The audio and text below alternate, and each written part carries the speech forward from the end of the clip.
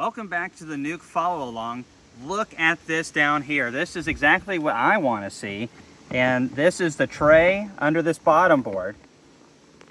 And look at all of these dead small hive beetles just from last week. So we have 1, 2, 3, 4, 5, 6, 7, 8, 9, 10, 11 just right here. And there's just bodies all over the place. And this is really nice. Killing these beetles makes, oh, there's one right there that must have just fallen through the screen. And this is what happens to them. And there's no bees down in here either. Likely there is some small hive beetle larvae down in here, but quickly the diatomaceous earth, as they move around in it, just dries them out and coats them. And it's even hard to see the beetles, but the little larva is so hard to detect.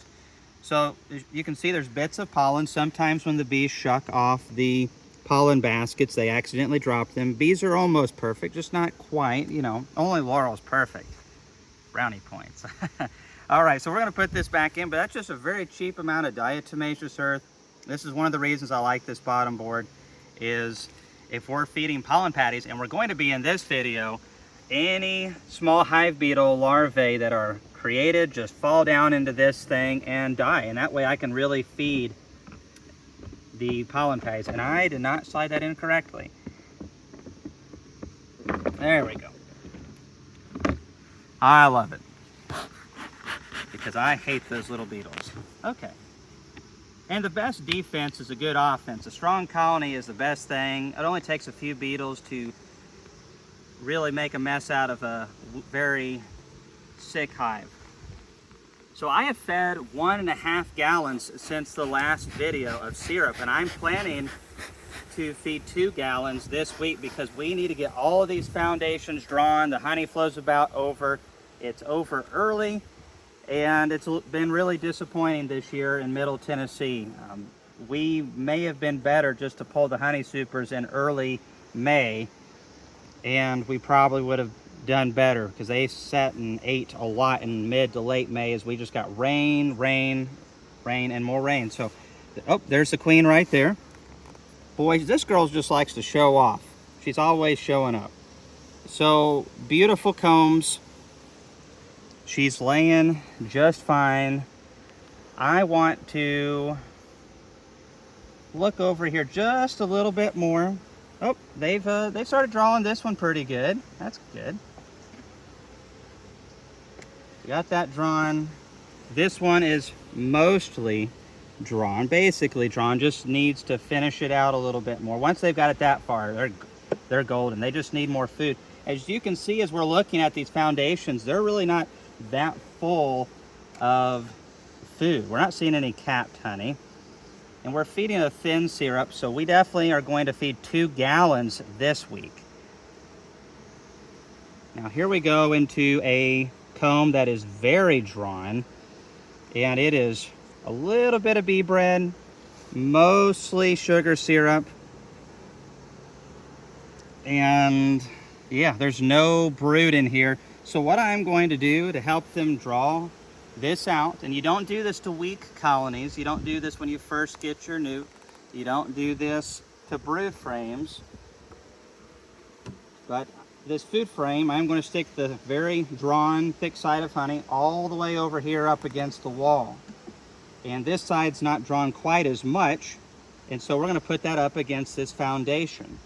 And this will help them be able to focus more on the lesser drawn foundations here in the center, and also will encourage them to draw this foundation since this one is up against it. So we will do that with food. If that had brood on it, I would not do that. It just alienates it so far away from where the nurse bees are. And it's not just about heat, it's also about getting all the feedings that they need to get. And it takes a lot of feedings to get a little larva all the way to the calf brood stage, where it's going to go through metamorphosis and then come on out of the cell and greet us. So we are seeing brood on this one. There's mostly larvae down in there. There's some fat bits of honey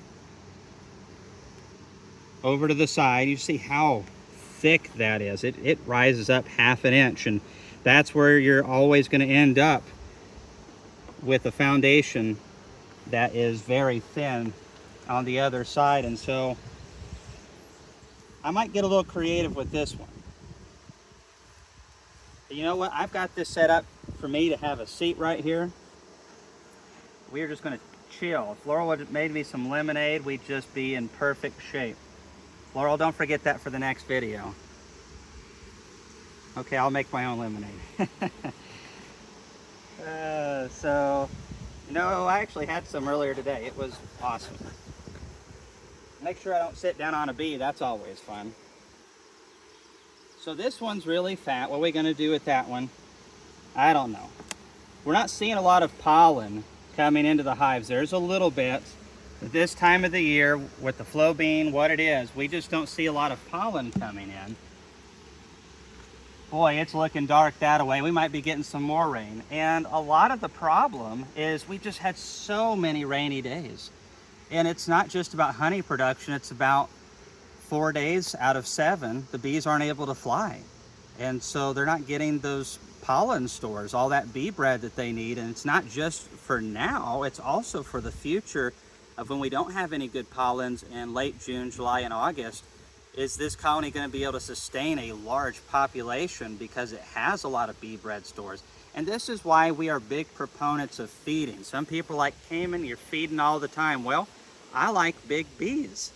And if you're going to have big bees, they have to have plenty of food, and they either do or they don't. A lot of the older colonies have solid frames of bee bread. I mean, it's just from top to bottom, gorgeous frames of bee bread.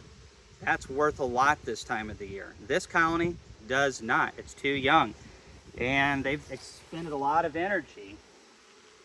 The queen is on this box, so we've got to be careful with it, but I do need to get into that one. Okay.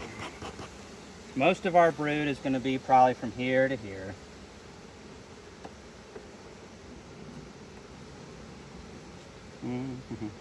All right, so that's still a foundation. Maybe I'll move that one up and drop this thick frame below. It's amazing how much heat is coming off of these bees. Foundation, food, and foundation. So this one, I'm going to flip that around, get the thinner side towards the inside. Now let's see what the brood pattern looks like. Yeah, that's what I want to see right there. It's easier to tell when it's newer comb, but can you see how much darker this is, this capped brood, versus this up in here? This is fixing to emerge probably later today. Tomorrow, sometime soon. That stuff is getting close. Okay. Good looking brood right there. What to do with all of that fat comb? I may just throw it up against this in here and smoke these bees out of the way.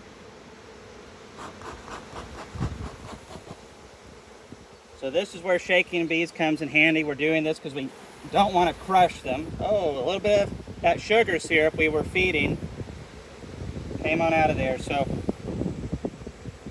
that's really fat. This is one of the reasons why when people get 10 frames drawn, they drop them down to 9 so you can live with that a little bit better. There's a new bee right there. And a couple more on the way. You see how much kind of darker these are than as opposed to these towards the edge. Boy, that thunderstorm's moving in, Laurel.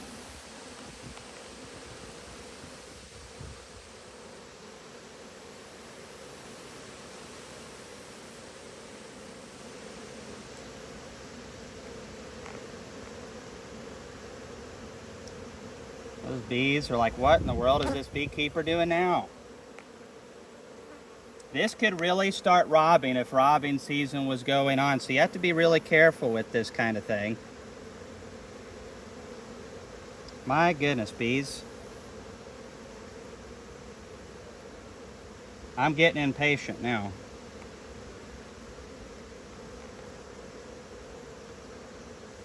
All right, so that's pretty much all thin right there. These bees need to get this all cleaned up. And the main reason I'm doing this is I don't want to start any robbing. I really don't want to get a lot of honey on that bottom board and get down to that tray, make a big old mess down in there. That should take care of most of it right there. So I think what I'm going to do,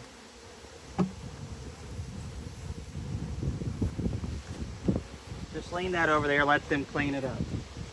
Now I'm going to put it right in here in a second. All right, now I want to keep the brood rearing going forward. And a lot of brood rearing comes from plenty of inbound nectar or sugar syrup and ample pollens or artificial pollen substitutes. So this has some pollen granules in it. I've got some more of these on the way from Hilco. It's also got the best supplements in it as well, but the pollen really helps. It's 4% by weight of real pollen in there, so that makes it really desirable to the bees, obviously. And I'm gonna get this smoker all sticky, Laurel. This is, I think this one's yours anyway, so that'll be all right. So we're gonna get these bees out of the way as much as we can. Usually it's a lot easier with that syrup being on the frames that are a little stubborn right now. All right. Excuse me. All right, so small hive beetles. One of the biggest problems that we have with feeding pollen patties is small hive beetles. People need to do it more often when the bees need it, but many new beekeepers don't know when that is. And it is when you don't have a lot of bee bread in the colony.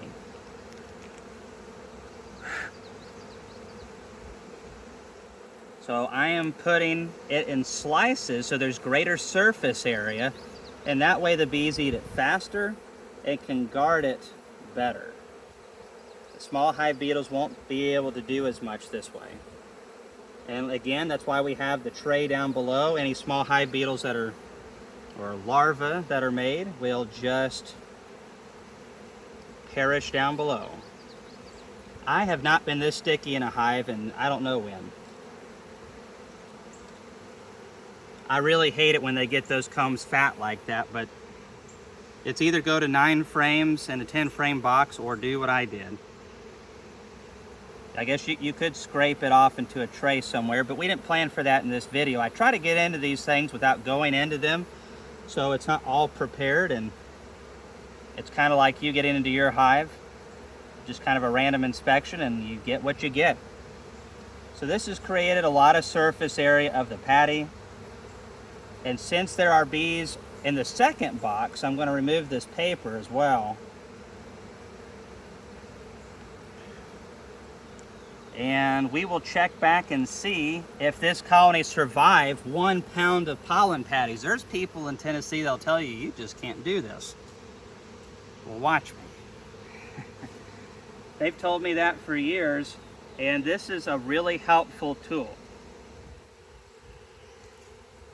All right, so here's the frame that we trimmed on down, and I'm going to carefully insert that between 2 drawn combs so they cannot draw that and get it fat again.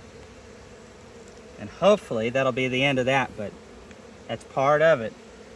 So I'm going to pull out these pieces of honey and wax, and we will deal with this in another way.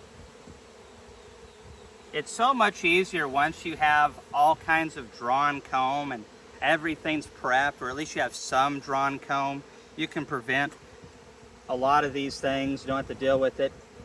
Being a new beekeeper, having to work with foundation can be really difficult. It can be one of the more difficult things that the beekeeper deals with in the first few months of getting their bees. And so having some really good foundation is very helpful to not getting a bunch of weird, wacky combs that you actually have to take the combs off because it's just so horrible.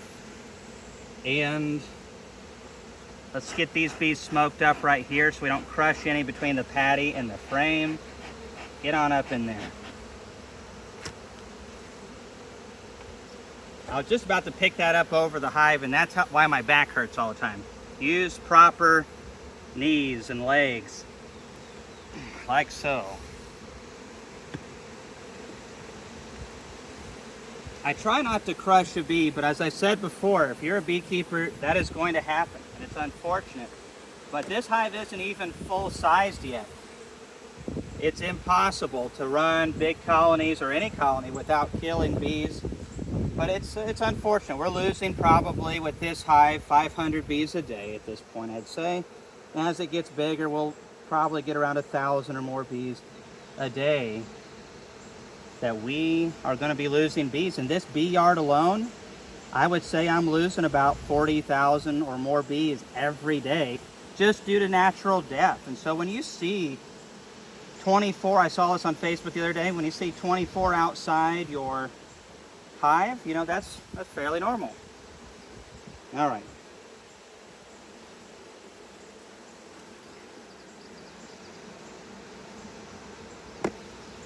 This colony definitely needs a lot more feed though. If you really look at it and go, how much weight does this colony have? It's not a ton. So I've got a gallon of feed on it. We're gonna feed it 2 times. We've got the pollen patty in there. We need all of these frames drawn, and then I need a bunch of them full of honey. And then we're gonna try to split. This has been a rough year to do it. Not all years are as generous. This has been, in the last 10 years, this has gotta be either the worst or the second worst year we've had in the last decade. It's too much rain. It's hard on the bees. They need to get out and fly.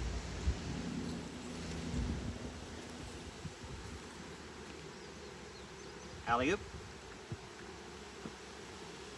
All right, that's the inspection. Now, if we wouldn't have had to have trimmed that frame and we didn't have to maneuver a few foundations around, didn't have to feed a pollen patty, well, goodness, that would have been fast. Most of the time, we're in and out of hives way faster, but in the first year, you've just, if you possibly can, get 2 deep boxes of drawn comb minimum.